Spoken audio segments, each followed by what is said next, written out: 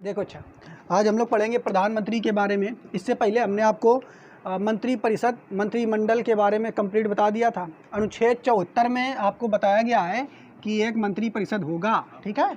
और 75 में प्रधानमंत्री की चर्चा है। अनुच्छेद 75 में प्रधानमंत्री की चर्चा है। अब आज हम ये जानेंगे कि जो प्रधानमंत्री को एकदम एक तरीके से पढ़ेंगे कि कैसे प्रधानमंत्री बनता कैसे है। उसके अलावा प्रधानमंत्री बनने के लिए योग्यता क्या है, क्या आयु हो चाहिए, कोई व्यक्ति कितने साल तक प्रधानमंत्री बन सकता है। मान लो इसे एक बार कोनो बन गया, उसके बाद क्या दोबारा फिर वो बन सकता है, तिबारा चौबारा कितने बार तक बन सकता है प्रधानमंत्री। उसके अलावा कार्यकाल कितने साल का होता है। इसके अलावा त्याग पत्र, मान लो कोनो प्रधानमंत्री जो है त्याग पत्र देना चाहता है, ठीक है, तो वो त्याग पत्र किसे देगा। ये सब चीज़ें हम प्रधानमंत्री के बारे में जानेंगे। उसके अलावा प्रधानमंत्री कार्य क्या करते हैं, उनकी शक्तियाँ कौन कौन है वो जानेंगे, ठीक है। तो इधर देखते हैं, समझते हैं। हमने आपको बताया है, मान लेते हैं ये हमारा संसद भवन है, ये संसद भवन है। और संसद भवन में द्वि सदन होते हैं, आप लोगों को पता है कौन कौन होते हैं। एक तो होता है लोकसभा, एक होता है राज्यसभा, ठीक बच्चों। लोकसभा है और राज्यसभा, इन्हीं दोनों से मिल करके हमारा संसद बनता है। जबकि इसका एक और अंग होता है, उसको हम राष्ट्रपति कहते हैं। अगर अंग पूछ दे तो 3 बताओगे, इसको बाद में जब पढ़ेंगे तब बताएंगे। तो राष्ट्रपति मतलब संसद भवन के 3 अंग, लोकसभा, राज्यसभा, ये सदन है, ये क्या है, सदन। लेकिन इसको चलाने वाला अगर देखा जाए, वही जब संमिश्रण करता है तभी तो कोई नियम कानून लागू होगा, तो वो राष्ट्रपति है। तो संसद कैसे बनता है, लोकसभा, राज्यसभा और राष्ट्रपति से, ठीक है। अब इसमें देखो, लोकसभा क्या है, ये जनता का सदन होता है। किसका सदन होता है, जनता का सदन। क्योंकि इसी सदन में जनता क्या करती है, सांसदों को चुन करके भेजती है अपने अपने क्षेत्र से कि आप लोग जाओ और जा करके देश को संचालन करने के लिए किसी एक बढ़िया लीडर को चुनो, बढ़िया राजा को चुनो, है, और चुन करके वो देश को हमारे चलाएगा, ठीक। तो टोटल यहाँ पे सदस्य कितने होते हैं आपको पता है, 545। कितने होते हैं, 545। और ये विभिन्न क्षेत्रों से चुन चुन के सांसद आए हुए होते हैं, ठीक। और जबकि राज्यसभा जो है इसमें 245 होते हैं। और इसमें क्या होता है, इसमें विभिन्न क्षेत्रों से आते हैं। लेकिन इसमें जो मान लो कोनो अलग अलग क्षेत्र हैं, जैसे कि मान लो कोनो विज्ञान में बहुत बढ़िया कर रहा है तो उसको यहाँ पे ले लिया जाएगा। कोनो कला के क्षेत्र में बहुत अच्छा काम कर रहा है तो उसको ले लिया जाएगा। कोनो खेल के संदर्भ में बहुत बढ़िया कार्य कर रहा है, जैसे सचिन तेंदुलकर, वो खेल के संदर्भ में बहुत बढ़िया थे, तभी राज्यसभा में उनको ले लिया गया था। लता मंगेशकर हैं तो इतनी बढ़िया गायक हैं तो उनको राज्यसभा में ले लिया था। तो बढ़िया बढ़िया जो लोग होते हैं वो राज्यसभा में रहते हैं, ऐसे समझ पा रहे हो नहीं। जबकि इस सदन में जनता जो चुन करके भेजती है वो लोग रहते हैं, ठीक, समझ पाए। तो अब देखो इसमें क्या है, हमने आपको बता दिया इतना।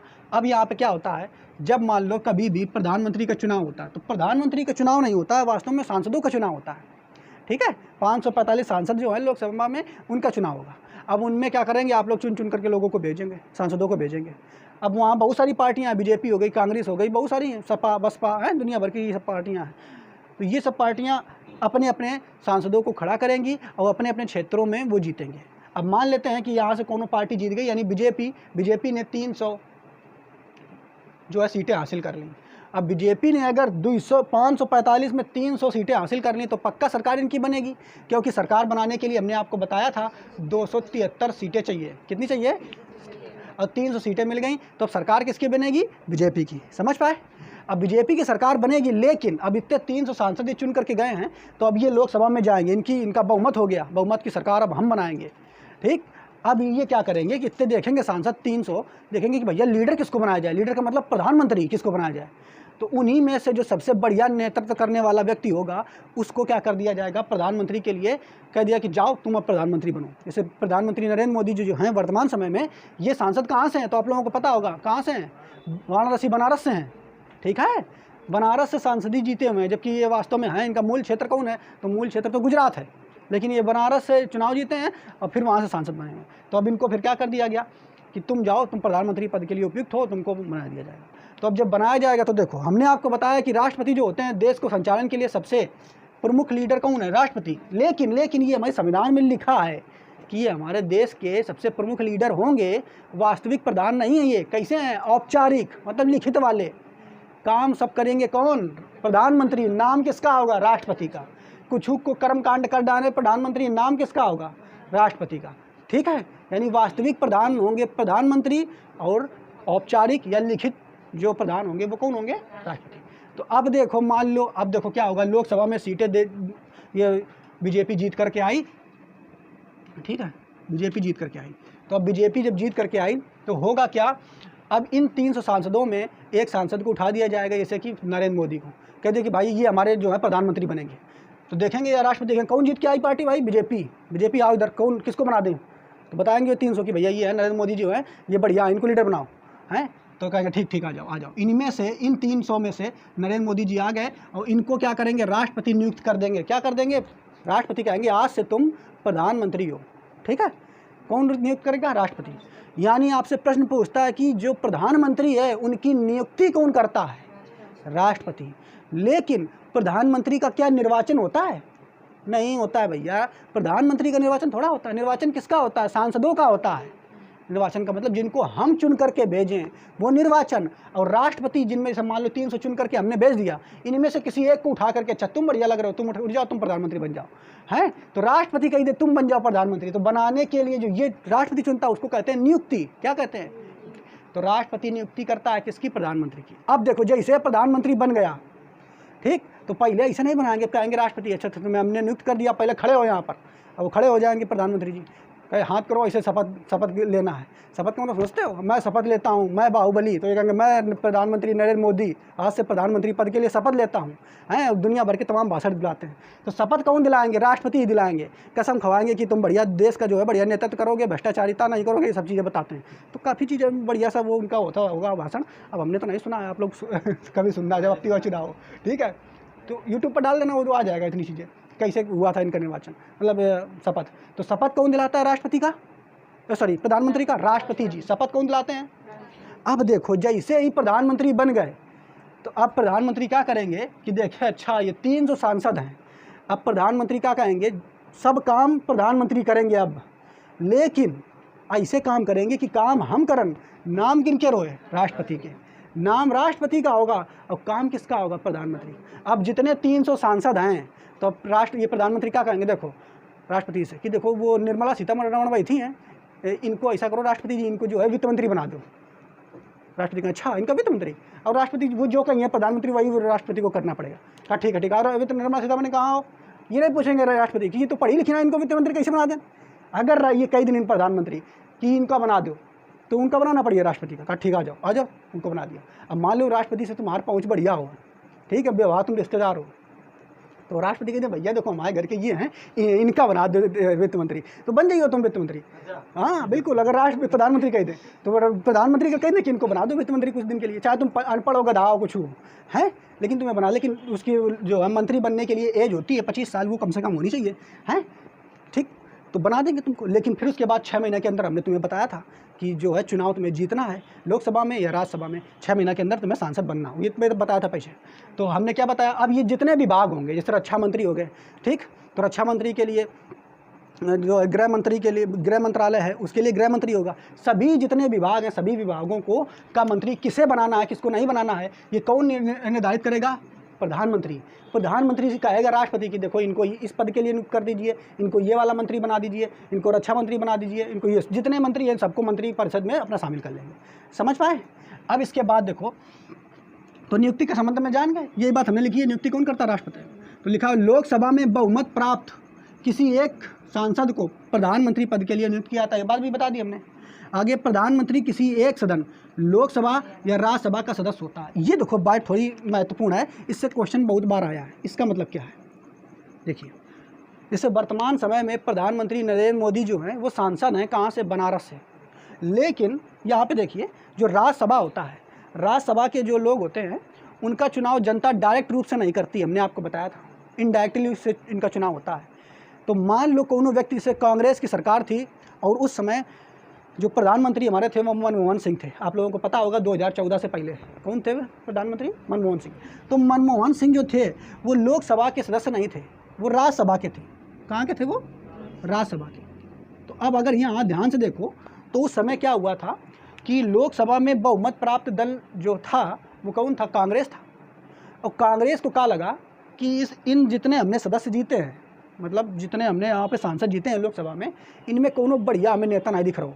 इन्होंने देखा क्या कि राज्यसभा में बढ़िया नेता हैं, और वो बढ़िया नेता कौन है, मनमोहन सिंह। और मनमोहन सिंह उस समय जो थे, इनको जो तुम्हारा अर्थशास्त्र है तो बहुत बड़े अर्थशास्त्री हैं मनमोहन सिंह, समझ पा रहे हो कि नहीं। 1991 में हमारे देश में पैसा बहुत घट गया था। अगर देखा जाए हमारे देश के पास केवल 10 दिन का पैसा बचा था, अगर 10 दिन और कट जाते वैसे तो हमारे देश के पास पैसा की कमी हो जाती, उधार लेना पड़ता बहुत ज़्यादा। तो मनमोहन सिंह इतने बढ़िया अर्थशास्त्री थे कि उन्होंने 1991 की इस त्रासदी के अंतर्गत बढ़िया सा अपना दिमाग लगाया और लगाने के बाद देश को इस संकट से बचा लिया। इसी के अंतर्गत अगर 10 दिन के बाद हमारा देश का पैसा खत्म हो जाता तो वित्तीय आपात घोषित कर दिया जाता। समझ पा रहे हो? वित्तीय के आपात का मतलब रुपया पैसा की कमी हुई गई है, ठीक है। तो इसीलिए हमारे देश तो इतने बढ़िया ये अर्थशास्त्री रहा है। तो अब कांग्रेस ने क्या देखा कि ये नेता बढ़िया है, ठीक, क्योंकि राहुल गांधी उस समय छोटे थे। अब देखा कि ये कांग्रेस ने देखा कि ये नेता बढ़िया है, मनमोहन सिंह इनको बना देते हैं। तो उस समय यहाँ जो सदन में, लोकसभा में जो बहुमत दल था उसने किसको नेता बना दिया था? राज्यसभा के सांसद को, ठीक है। तो जो प्रधानमंत्री हो सकता है वो लोकसभा और राज्यसभा दोनों में से किसी एक सदन का सदस्य हो सकता है, किसी भी सदन का हो सकता है।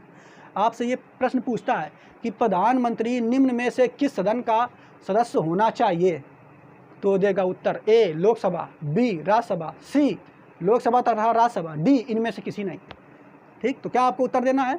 लोकसभा तथा राज्यसभा, या तो लोकसभा का हो या राज्यसभा का हो, इन दोनों में से किसी एक का होना चाहिए। जैसे वर्तमान समय में मोदी जी लोकसभा के सदस्य हैं, जबकि कांग्रेस के सरकार में जो मनमोहन सिंह थे वो राज्यसभा के सदस्य थे, ठीक है। समझ पाए? इसके बाद आगे देखो, अब यहाँ पे देखते हैं, अब प्रधानमंत्री का चुनाव लड़ने के लिए कम से कम एज कितनी होनी चाहिए? तो देखो, प्रधानमंत्री का चुनाव लड़ने के लिए कम से कम एज कितनी होनी चाहिए? तो पहले ये समझो, प्रधानमंत्री का चुनाव थोड़ा होता है, चुनाव किसका होता है? सांसदों का। तो हमें ये पता होना चाहिए कि सांसदों की एज कितनी होती है। तो देखो, लोकसभा में अगर तुम चाहते हो कि हम सांसद का चुनाव लड़ लें लोकसभा में, तो लोकसभा में अगर तुम सांसद का चुनाव लड़ना चाहते हो तो कम से कम तुम्हारी एज 25 साल होनी चाहिए, कम से कम। 25 साल से बड़े हो तो चल जाएगा, ऐसा नहीं कि 24 साल और यानी 25 साल में एक दिन भी अगर कम है, मतलब 25 साल होने में एक दिन भी अगर कम है तब भी आप चुनाव नहीं लड़ सकते। यानी 25 साल से ऊपर होने चाहिए आप, ठीक है। तो मिनिमम एज जो है लोकसभा में सांसद बनने के लिए कितनी एज होनी चाहिए? 25 साल। जबकि राज्यसभा में सदस्य बनने के लिए एज कितनी होनी चाहिए? 30 साल, ठीक। तो मान लो कोनो व्यक्ति है 25 साल का लड़का है, वो किसी तरीके से 25 साल के बाद चुनाव में लड़ने पहुंच गया, वो सांसद बन गया है और ज़्यादा फेमस हो गया वो, ठीक। पहले बात ऐसा होता ना, इतने कम एज का जो है व्यक्ति प्रधानमंत्री वगैरह बनते ही नहीं है, वहाँ तक पहुँचते एज है उनकी कम से कम 40 साल हो जाती है, ठीक है। तो 25 साल में आदमी का इतना नहीं बना पाता है ना, ठीक है। तो देखो 25 साल यानी प्रधानमंत्री बनने के लिए मिनिमम कैटेगरी कितनी एज होनी चाहिए? 25 साल। क्यों? क्योंकि लोकसभा की एज है 25 साल, लोकसभा में सांसद बनना है तो 25 साल हो, और कोनो व्यक्ति अगर लोकसभा में 25 साल के अंतर्गत पहुंच गया और ज़्यादा फेमस है तो उसको बना लेंगे, मान लो। तो मिनिमम एज कितनी होनी चाहिए? 25 साल, ठीक। अब पूछेगा कि प्रधानमंत्री बनने के लिए मैक्सिमम मतलब कब तक बन सकते हैं, ठीक, कब तक बन सकते हैं? जैसे सरकारी नौकरी अगर हो गई तो एक सीमा के बाद उसको रिटायर कर दिया जाता है कि नहीं? 60 साल के बाद अब रिटायर कर दिया जाता है। कुछ क्षेत्रों में तो सरकार ने वो कम कर दिया, 55 कर दिया। तो प्रधानमंत्री की रिटायर सीमा क्या होगी? उसकी कुछ एज है क्या? तो प्रधानमंत्री की कौन एज नहीं है। तुम 80 साल के और चुनाव लड़गे और जीत गए तो तुम चाहे चले ना पाओ, लेकिन तो तुम्हें प्रधानमंत्री बना देंगे, नो लिमिट। सही बात है, ठीक है। क्या बता दिया? प्रधानमंत्री के लिए कोनो भी सीमा नहीं है, आप कितने भी एज के हो जाओ, प्रधानमंत्री का चुनाव आप लड़ सकते हो और जीत सकते हो। अगर जीत गए तो बन जाओगे, ठीक। समझ पाए कि नहीं? क्लियर? तो यानी पूछेगा कि प्रधानमंत्री के चुनाव के लिए न्यूनतम आयु कितने वर्ष होनी चाहिए? तो तुरंत दिमाग में 25 वर्ष, अधिकतम नो लिमिट। कोनो लिमिट नहीं है, अधिकतम कौन है? नो लिमिट, याद रखना ये, ठीक। इसके बाद देखो, अब मान लो इस समय वर्तमान समय में देखो 2014 का चुनाव प्रधानमंत्री नरेंद्र मोदी जी ने जीत लिया था, तो एक बार प्रधानमंत्री रह चुके हैं कि नहीं? पंचवर्षीय में रह सके। दोबारा फिर 2019 में हुआ, तब फिर जीत गए, दोबारा जीत गए। अब दोबारा फिर होगा, अब फिर जीत गए तो फिर प्रधानमंत्री बनेंगे। चौथी बार मान लो फिर, तो फिर जीत गए तो फिर प्रधानमंत्री बनेंगे। कोनो लिमिट नहीं, जितने बार तुम जीते हो, तुम्हारे पास जीतने की क्षमता है, जीतते जाओ, प्रधानमंत्री बनते जाओ, ठीक है। ऐसा नहीं है जैसे अमेरिका में क्या है, अमेरिका में राष्ट्रपति बनने की लिमिट है। अमेरिका में 2 बार राष्ट्रपति से ज़्यादा नहीं बन सकते हो, ठीक है, क्योंकि अमेरिका को चलाने के लिए वहाँ प्रधानमंत्री नहीं होता है, राष्ट्रपति ही होता है, केवल राष्ट्रपति, उसके पास सारी पावर है। लेकिन इंडिया में प्रधानमंत्री के पास सारी पावर है, राष्ट्रपति के पास पावर है लेकिन वो दिखावे वाली नहीं, वो केवल दिखा दें कि पावर है लेकिन पावर नहीं उनके पास। समझ पा रहे हैं? ऐसे सारी पावर होती किसकी है? राष्ट्रपति की, लेकिन उपयोग कौन करता है? प्रधानमंत्री। मेन चीज़ ये, बस उपयोग कौन करता है? प्रधानमंत्री। तो देखो बच्चों, क्या बताया, अधिकतम बार पीएम कितने बार बन सकते हो? तो पीएम की कोई लिमिट नहीं, जितने बार आप जीतोगे पीएम बन सकते हो, ठीक। जबकि अमेरिका में क्या है, वहाँ का राष्ट्रपति केवल 2 बार पीएम बन सकता है, उसके बाद वो चुनाव नहीं लड़ सकता। समझ पाए?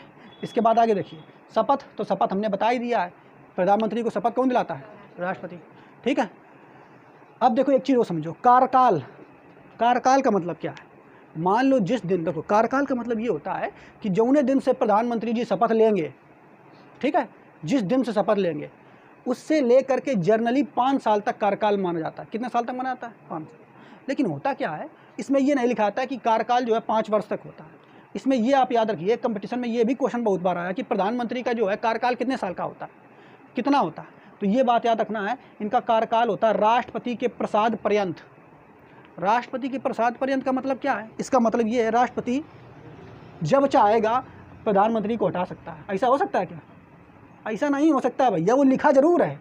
ऐसा कब होगा? देखो मान लेते हैं, हमने आपको क्या बताया, ये बीजेपी की स्थिति हमने आपको बताई। देखो यहाँ पे मान लेते हैं बीजेपी जब जीत करके आई थी तो उसके पास सीटें थी 260, और उसने किसी दूसरे दल के साथ, ठीक है, मान लो दूसरा दल जो है उसके साथ कितने वोट ले लिए? 15 सीटें वो ले ली, तो कितनी हो गई? 275 हो गई। अब इनका जो है बहुमत हो गया, गठबंधन की सरकार हो गई। अब बीच में क्या हुआ, बीजेपी की जिसके साथ गठबंधन किया था इन्होंने, उनकी लड़ाई हो गई मंत्री की। अब हम नहीं रहे तुम्हारे साथ बीजेपी, हटाओ, हम नहीं रहे। तो अभी इन्होंने गठबंधन तोड़ लिया कि हम नहीं करना गठबंधन। अब जैसे गठबंधन टूटा, इनके पास सांसदों की संख्या कम, 260 बची, और जहाँ कम तो अब क्या होगा? अब इनकी सरकार गिरेगी। भैया 273 से ऊपर सीटें होनी चाहिए तभी तुम सरकार बना सकते हो, और जहाँ कम, अब मान लो तो वैसे इनकी सरकार गई, इनका सरकार का डामाडोल। तो जैसे मान लो अगर ये लोग अलग हो गए तो अब क्या होगा? प्रधानमंत्री जाएंगे, प्रधानमंत्री से कहा जाएगा राष्ट्रपति की देखो तुम्हारे पास सीटें हैं 273 की नहीं, तो प्रधानमंत्री कहेंगे नहीं भैया करना ही है। तो प्रधानमंत्री कहेंगे देखो अब ऐसा करिए, जो हमारा कार्यकाल है इसको समाप्त कर दीजिए, है। तो राष्ट्रपति क्या करेंगे? अच्छा जब 273 तुम्हारे पास सीटें नहीं हैं तो राष्ट्रपति क्या करेंगे? तुरंत क्या करेंगे? आज से तुम डिसमिस, आज से प्रधानमंत्री जो पद है वो समाप्त, चुनाव दोबारा होंगे। समझ पा रहे हो कि नहीं? क्लियर? तो यानी इसीलिए लिखा रहता है कि राष्ट्रपति के प्रसाद पर्यंत। इसका मतलब यह है कि अगर बीच में 273 से कम सीटें रह गई किसी सरकार के पास, तो राष्ट्रपति उसको प्रधानमंत्री के पद से हटा देंगे और दोबारा चुनाव फिर से होंगे। समझ पाए? ठीक है। लेकिन अगर पूरा चलता रहा तो अधिकतम 5 वर्ष तक इनका कार्यकाल चलेगा। समझ पाए? इधर आ गए त्याग पत्र। अब मान लो राष्ट्रपति प्रधानमंत्री वो भी गए, कहा मान लो इस समय नरेंद्र मोदी जी हैं, तो वर्तमान समय में क्या देख रहे हो? पेट्रोल के दाम बढ़ गए कि नहीं? कितने बढ़ते चले जा रहे ऊपर हैं। इसके अलावा जीडीपी ठप हो जा रही है, महंगाई बढ़ती चली जा रही। अब जनता माल कोसे चलाए प्रधानमंत्री का, कैसा प्रधानमंत्री है, पूरा लोकसभा में जब जाते हैं तो सांसद अलग से कोशिश चलाएं विपक्षी वाले। अब प्रधानमंत्री जो है कहाँ से बनिए नहीं ये प्रधानमंत्री का, नहीं करीबे प्रधानमंत्री नहीं त्याग पत्र देते हैं, गए राष्ट्रपति के पास, कहा ये अपना ये ले वापस, हमें नहीं करना है, हमें प्रधानमंत्री नहीं रहना है भारत का। जनता एकदम पगलिया देती है हमको, तो जा करके त्याग पत्र किसको देंगे? राष्ट्रपति को। राष्ट्रपति ले लेंगे, कहा ठीक है जाओ तुम। इजराइल के जो प्रधानमंत्री थे, है ना, तो उन्होंने ऐसे त्याग पत्र दिया था। इजराइल अभी बीच में कौन, फिलीपींस था, सॉरी फिलीपींस एक देश है, उसमें क्या हुआ था, वहाँ पे त्रसादी आ गई थी, विस्फोट हो गया था कुछ, तो वहाँ की प्रधानमंत्री को जो वहाँ की जनता थी बहुत ज़्यादा कर दिया कि कैसे हो गया ये सब बताओ, हैं, क्योंकि उत्तरदायित्व देना होता है कि ये कैसा हो गया, प्रधानमंत्री को जवाब देना पड़ेगा, प्रधानमंत्री नहीं तो सांसदों को देना पड़ेगा। ठीक है, तो अगर नहीं दे पाए तो फिर क्या है, वो अपना त्याग पत्र दे देते हैं। समझ पा लो कि नहीं? ठीक। वेतन कितना होता है इनका? वेतन, अब भैया इनको पैसा कितना मिलता है, तो देखो अब ये वेतन के लिए क्या करते हैं, ये अपना जुगाड़ खुदे फिक्स कर लेते हैं। सब बैठेंगे मंत्री मंडल में, पूछेंगे भैया कितना वेतन कर दिया जाए, एक दूसरे से पूछ के, हाँ इतना कर दिया जाए।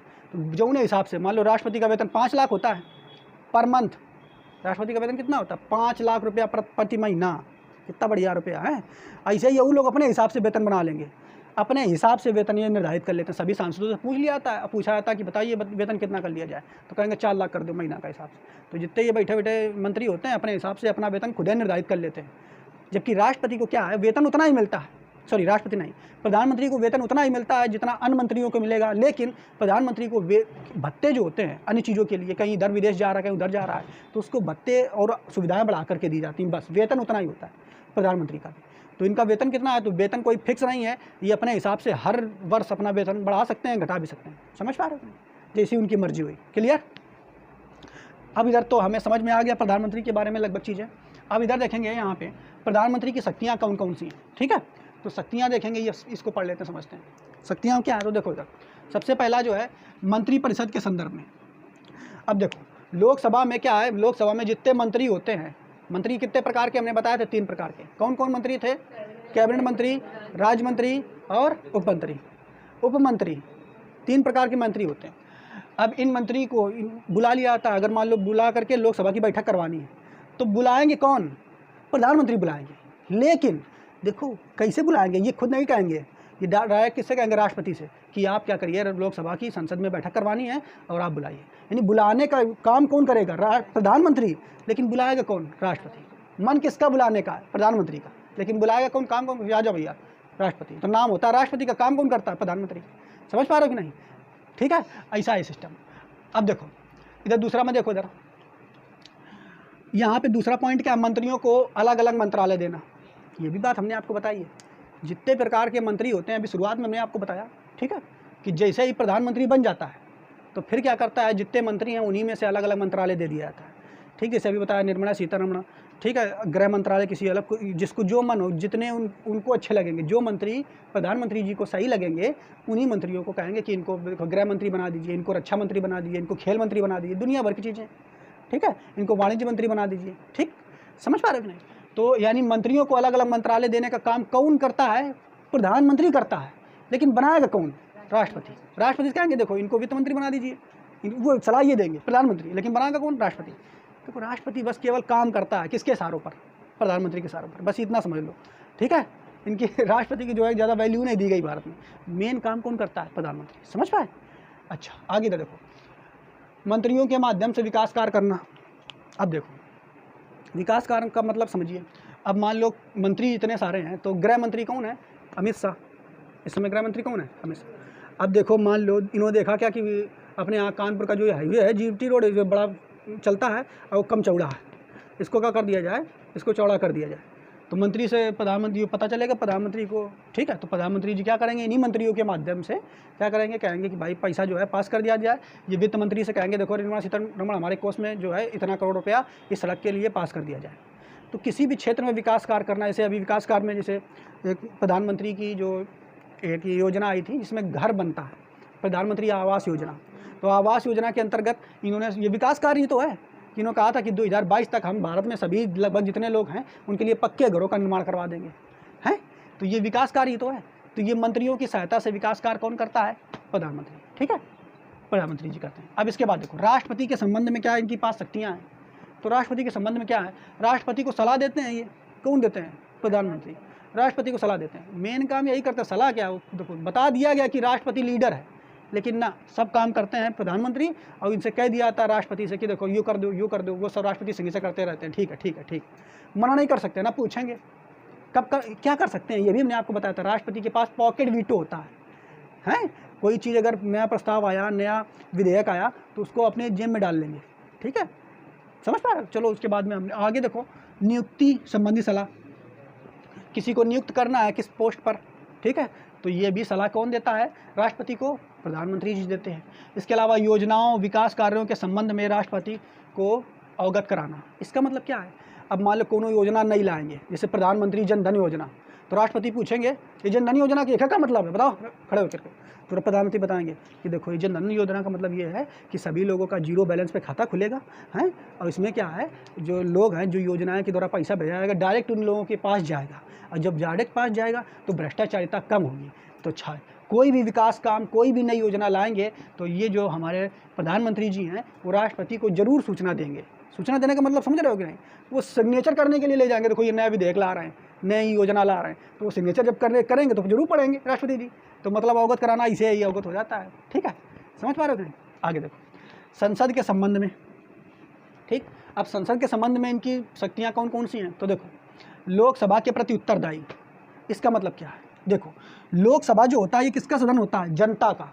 ठीक, अब जैसे कोरोना चल रहा, तो कोरोना काल में क्या हुआ, भारत की जीडीपी जो है वो माइनस में चली गई। ठीक, तो अब जनता प्रश्न उठाएगी कि जीडीपी माइनस में क्या चली गई भारत की, हैं?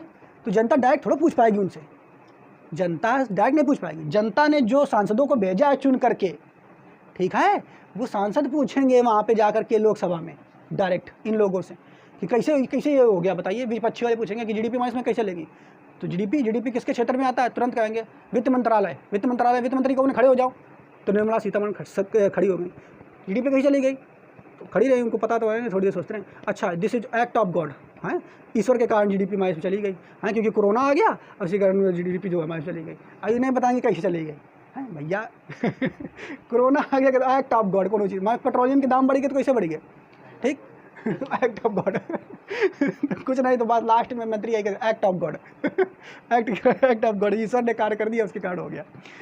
ठीक है, तो ये निर्मला सीतारमण तो ऐसी ही है।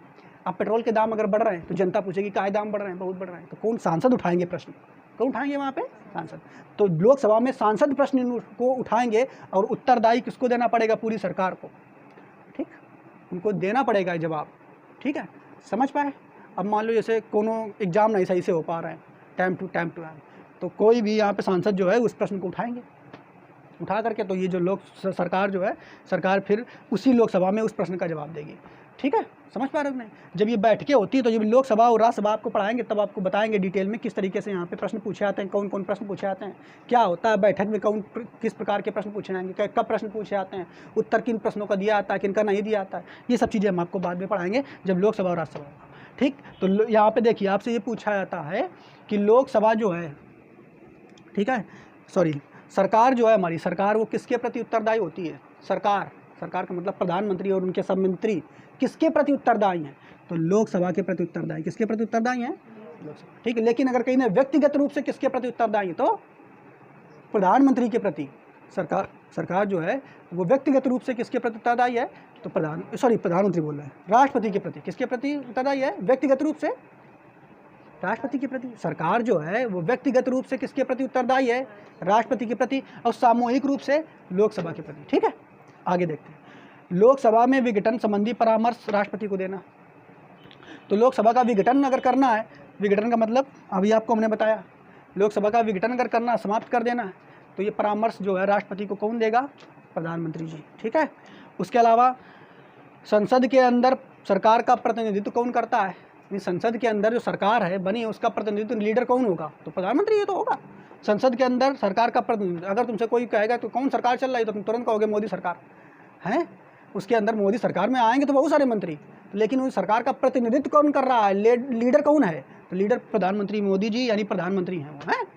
आगे देखो, संसद में जनता के प्रश्नों का जवाब देना। तो अभी हमने आपको बताया जनता के प्रश्नों का जवाब जो है संसद में दिया जाता है, लेकिन जनता डायरेक्ट थोड़ा पूछ सकती है जाकर के, कौन पूछेगी, जनता के द्वारा चुने गए सांसद वो प्रश्न पूछेंगे। आगे अन्य देखो, अन्य कार्य क्या है इनके, अन्य शक्तियाँ क्या है, तो नीति आयोग के अध्यक्ष होते हैं। नीति आयोग क्या है, देखो जब ये नीति आयोग है ये सबसे मेन है, भारत में कुछ क्या हो रहा है, कौन नई योजना आ रही, कैसे विकास हो रहा है, कहाँ रोड बनना है, कहाँ सड़कें बनना है, ठीक है, किसको क्या देना है, ये सब चीज़ें जो है नीति आयोग में, नई विकास कार्य जो होते हैं वो नीति आयोग में होते हैं, ठीक है। नीति आयोग ये निर्धारित करता है, समझ पाए। लेकिन जो पहले नीति आयोग का नाम नीति आयोग नहीं था, जब सरकार कांग्रेस की थी तब इसका नाम था योजना आयोग, और जब मोदी सरकार आई तो उन्होंने कहा था अच्छा योजना आयोग ये तो कांग्रेस वाला नाम है, हम चेंज कर लेते हैं। तो जैसे मोदी सरकार आई उन्होंने कहा इस आयोग का नाम चेंज करते हैं, अब इसका नाम हो जाएगा नीति आयोग। क्या हो जाएगा नाम, नीति आयोग। योजना और नीति दोनों एक ही चीज़ें तो हैं, बस नाम का थोड़ा थोड़ा डिफरेंट हो गया, ठीक है। चलो आगे देखो, राष्ट्रीय एकता परिषद के अध्यक्ष कौन होते हैं, प्रधानमंत्री जी, ठीक है। प्रधानमंत्री जी राष्ट्रीय एकता परिषद, यानी भारत में एकता बनी रहे, ठीक है, इसका भी एक परिषद बना हुआ है कि भारत की अखंडता एकता समाप्त ना हो, तो इसके अध्यक्ष कौन है, प्रधानमंत्री। अंतर्राज्यीय परिषद, यानी सभी देश के राज्य जो है, राज्य, ठीक है, इनके बीच में फूट ना पैदा हो जाए तो इनको संभालने के लिए भी एक परिषद बनाई गई है, इसका भी अध्यक्ष कौन है, प्रधानमंत्री। तो प्रधानमंत्री के पास ये बहुत सारी शक्तियाँ हैं, लेकिन इनका प्रयोग जो है ये कौन करते हैं, प्रधानमंत्री ही करते हैं, और नाम किसका हो जाता है, राष्ट्रपति का, क्योंकि सिग्नेचर वही करते हैं, ठीक है, समझ पाए, क्लियर। तो उम्मीद है ये प्रधानमंत्री के जो प्रमुख गुण और उनकी शक्तियाँ हैं आपको समझ में आए होंगी, ठीक है, उनको नोट कर लो।